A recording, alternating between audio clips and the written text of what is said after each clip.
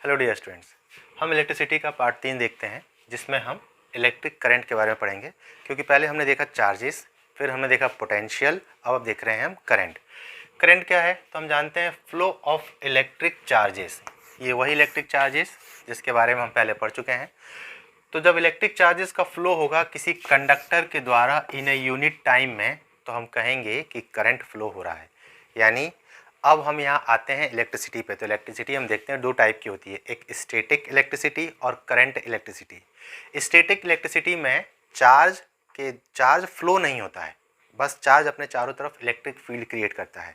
जबकि current electricity में charge flow होता है। करंट मीन्स बहना, जैसे एयर करंट, वाटर करंट। वैसे ही जब चार्जेस फ्लो होते हैं तो वो करंट का निर्माण करते हैं, जिसको हम बोलते हैं करंट इलेक्ट्रिसिटी। स्टैटिक इलेक्ट्रिसिटी का हमारी लाइफ में ज़्यादा इस्तेमाल नहीं है, करंट इलेक्ट्रिसिटी का मैक्सिमम यूटिलाइजेशन है, तो वही हम पढ़ रहे हैं। तो यहाँ हो गया करंट, यानी हम कहें कि इलेक्ट्रिक करंट को डिनोट किया जाता है आई से। इलेक्ट्रिक करंट क्या है तो हमने बोला फ्लो ऑफ चार्जेस, और चार्जेस को हम जानते हैं कैपिटल क्यू से डिनोट करते हैं। Flow of charges in a unit time, time यानी टी। सिंपली कहा जाए तो इसको बोलते हैं rate of flow of charges. One line में कहें तो rate of flow of charges constitute a electric current. ये आपको इलेक्ट्रिक करंट बन रहा है। चार्ज के बारे में आप पढ़ चुके हैं कि चार्ज क्या है, तो चार्ज बराबर होता है NE, चार्ज Q बराबर होता है NE।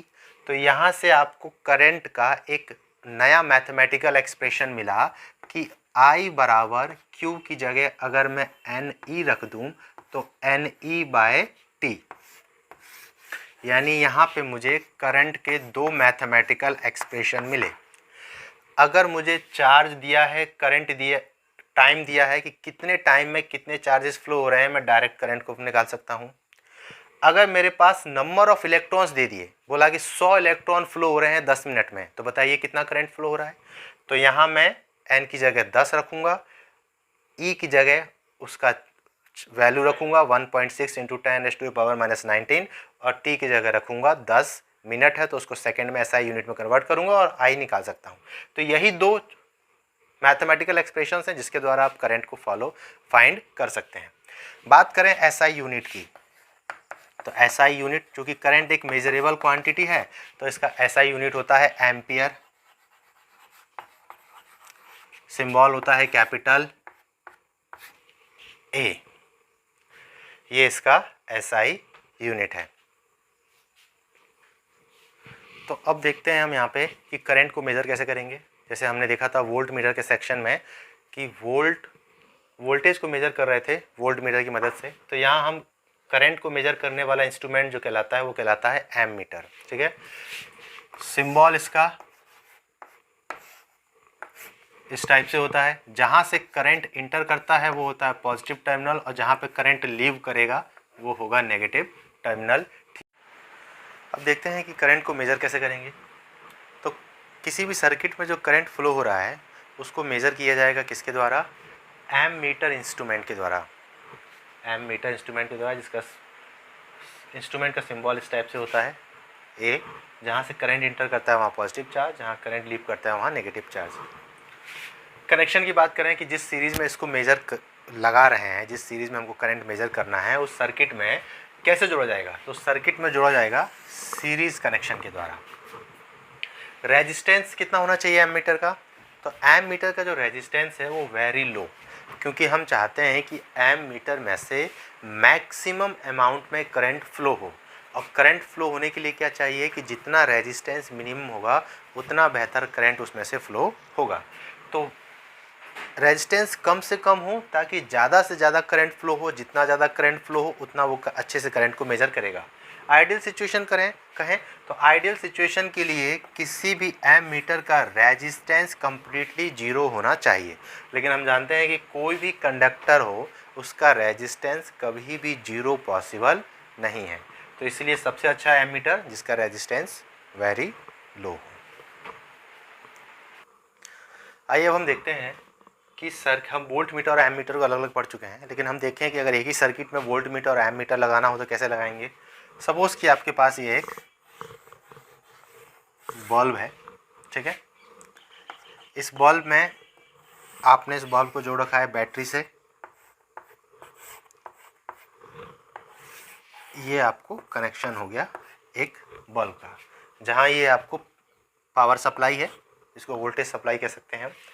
करंट हमेशा पॉजिटिव टर्मिनल से निकलता है और नेगेटिव टर्मिनल की ओर जाता है, लेकिन इलेक्ट्रॉन का फ्लो हम जानते हैं हमेशा नेगेटिव टर्मिनल से, यानी करंट के अपोजिट डायरेक्शन में इलेक्ट्रॉन का फ्लो होता है।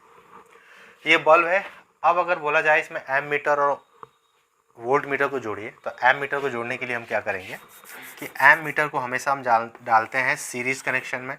तो ये हमने डाल दिया एम मीटर, करंट यहाँ से जा रहा है, ये प्लस और ये माइनस। अब आपको बोला गया कि वोल्ट मीटर को जोड़िए, तो वोल्ट मीटर को क्या करेंगे कि हम वोल्ट मीटर को दोनों के ही पैरेलल जोड़ेंगे, ये ऐसे वोल्ट मीटर। जब करंट यहाँ जाएगा तो करंट का कुछ हिस्सा तो यहाँ चला जाएगा और कुछ हिस्सा इसमें जाएगा, यानी ये प्लस और ये माइनस। तो ये सही कनेक्शन है आपको वोल्ट मीटर और एम मीटर के कनेक्शन का, यानी एम मीटर हमने इस सर्किट के सीरीज़ में जोड़ा है और ये वोल्ट मीटर इस सर्किट के पैरेलली कनेक्ट किया है। तो ये दोनों कनेक्शन आपको हो गए। तो यहाँ एम मीटर आपको करंट की रीडिंग बताएगा, आई कितना है, और वोल्ट मीटर आपको वोल्टेज की रीडिंग बताएगा कि सर्किट में वोल्टेज, यानी आपने पावर सोर्स से अप्लाई किया वोल्टेज, वो कितना है। आइए कुछ न्यूमेरिकल देख लेते हैं हम लोग। तो न्यूमेरिकल में है अ करंट ऑफ 4 एम्पियर, यानी आपको करंट का वैल्यू दिया हुआ है आई बराबर 4 ampere. Flow around a circuit, circuit के चारों तरफ फ्लो हो रहा है फॉर 10 सेकेंड, यानी आपको टाइम दिया हुआ है टी बराबर 10 सेकेंड।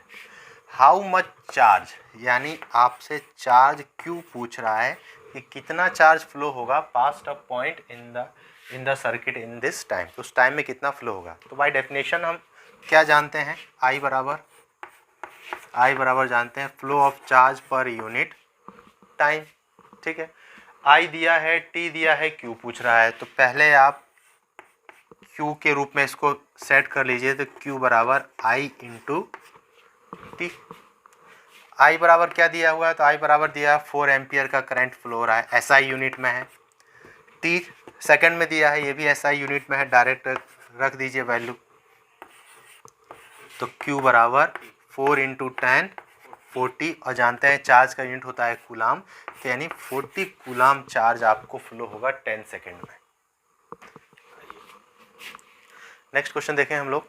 तो नेक्स्ट क्वेश्चन में देख रहे हैं, पूछ रहा है हाउ मेनी इलेक्ट्रॉन्स, यानी n पूछ रहा है कितने इलेक्ट्रॉन्स फ्लो होंगे पर सेकेंड, यानी आपको टाइम दिया हुआ है 1 सेकेंड का, passed in a circuit in which there is a current of 5 ampere, यानी करंट 5 एम्पियर दिया हुआ है।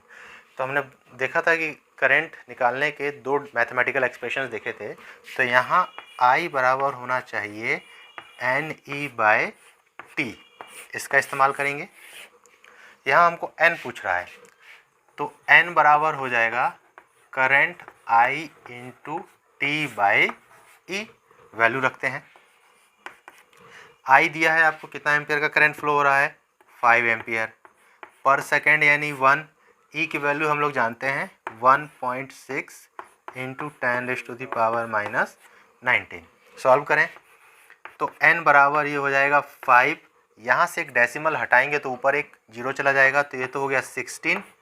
19 माइनस का है, ऊपर जाएगा, 19 हो जाएगा प्लस का, और पहले से ही एक 10 है, तो ये दोनों मिलके हो जाएगा 10⁻20। अब आपको 5 को डिवाइड करना है 16 से। जब आप डिवाइड करेंगे तो आप पाएंगे 0.3125 इंटू 10⁻20। मल्टीप्लाई करते हैं डेसिमल के 1 प्लेस तक, जब इसको करेंगे तो n बराबर 3.125 इंटू 10⁻19।